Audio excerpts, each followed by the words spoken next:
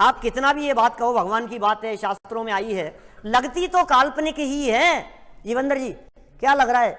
फिर भी जितना भी कहो आप, इन बातों में कुछ सच्चाई नहीं दिख रही है। क्यों काल्पनिक दिख रही है आपको? मनीष भाई आप जानते हैं कल्पना किसे कहते हैं? काल्पनिक क्या होता है? काल्पनिक का मतलब क्या है? सुनो सुनो सुनो, एक तर्क देता हूं सीधा सा, 50 जगह दिया है मैंने, सैकड़ों जगह क्लास चलाई है।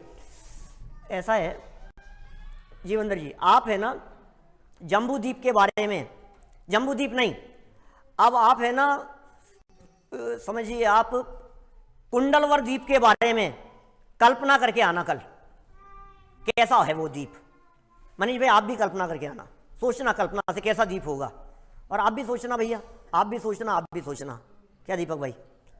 और कल आकर के मैं आपसे पूछूंगा, आप जो भी कल्पना करेंगे वो आपस में मिलती नहीं है एक दूसरे की।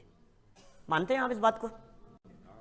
कल्पना कहते ही उसे हैं जो व्यक्तिगत होती है, कल्पना कहते ही उसे हैं जिसका मतलब है दूसरा व्यक्ति मेरी उस बात को नहीं पकड़ पा रहा है, उसको क्या पता मैंने क्या सोचा है। सुनो, ये बातें काल्पनिक इसलिए नहीं है क्योंकि जो बातें यति वृषभ आचार्य कह रहे हैं, वही नेमिचंद्र आचार्य कह रहे हैं, वही उमा स्वामी आचार्य कह रहे हैं, वही अकलंक देव आचार्य राजवार्तिक में कह रहे हैं, श्लोक वार्तिक के अंदर विद्यानंदी आचार्य वही कह रहे हैं, तिलोय पंडिती में वही लिखा है, त्रिलोक सार में वही बातें लिखी है, जम्बूद्वीप पंडिती में वही है, लोक विभाग में वही है, हरिवंश पुराण में वही है। दुनिया भर के ग्रंथों में सैकड़ों आचार्यों का यदि एक ही मत है, इसका मतलब यह है कि ये बातें काल्पनिक नहीं हो सकती है। काल्पनिक होती तो फर्क होता, लेकिन फर्क नहीं है। इसका मतलब यह है कि काल्पनिक नहीं है। इन सब क्षेत्र पर्वतों के नाम वर्तमान में हिंदी भाषा जैसे दिखते हैं यार, आप कुछ भी कहो। पहले भी यही भाषा चलती थी क्या? क्यों? हाँ, पहले भी यही भाषा चलती थी। अभी लग रहा है भरत, तो हमें लग रहा है तो यही जैसा नाम है। पहले तो हिंदी नहीं चलती थी, संस्कृत प्राकृत और कौन कौन सी लैंग्वेज और कौन से, ये तो आप अनादि अनंत कह रहे हो, तो ये नाम कैसे होंगे? सुनो भाई, नाम होते हैं ना वो लैंग्वेज से अप्रभावित होते हैं। फॉर एग्जाम्पल मेरा नाम संजीव गोधा, संजीव गोधा नाम है मेरा, गुजराती में कैसे कहेंगे दीपक भाई? संजीव गोधा गुजराती में भी। अच्छा इंग्लिश में बोल के बताओ संजीव गोधा।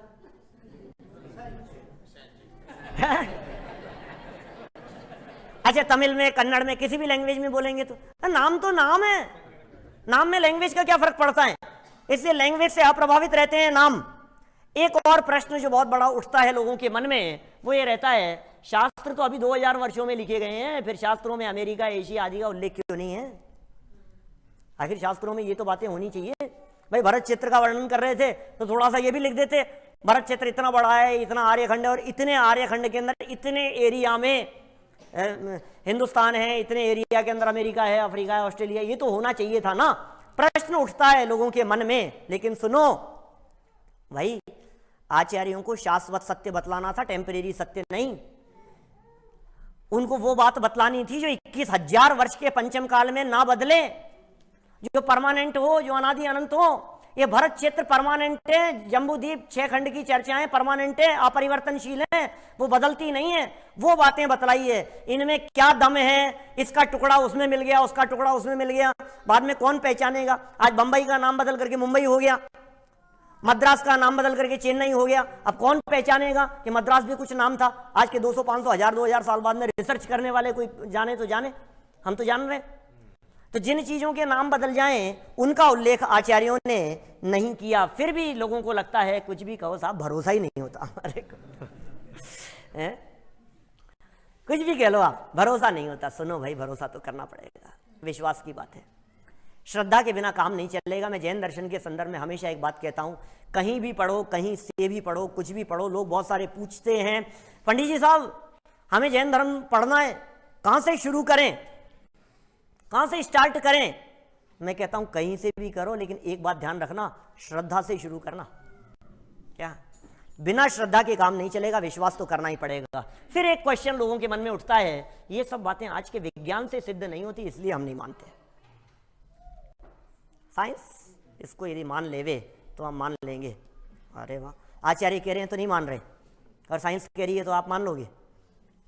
आचार्यों से बढ़कर के हो गई आपकी साइंस है?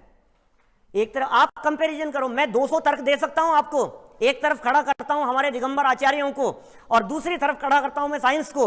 आप कंपैरिजन करो कि दोनों में से क्या सही होगा, आपके ऊपर छोड़ता हूं। ये वीतरागी संत सत्य महाव्रत के धनी, इनके झूठ सत्य के बारे में मैं कुछ कहता नहीं हूं। ये जीवन पर्यंत के लिए सत्य बोलने की प्रतिज्ञा ली है, इनका भरोसा नहीं। ये दिन में एक बार निरंतराय भोजन लेते हैं, पानी भी छना हुआ पीते हैं, ये 3 बोतल शराब की पीते हो तो भरोसा नहीं। ये दिगंबर संत जो अपने यश प्रतिष्ठा मान सम्मान की चाहत से रहित हो गए हैं, कहीं कहीं तो अपना नाम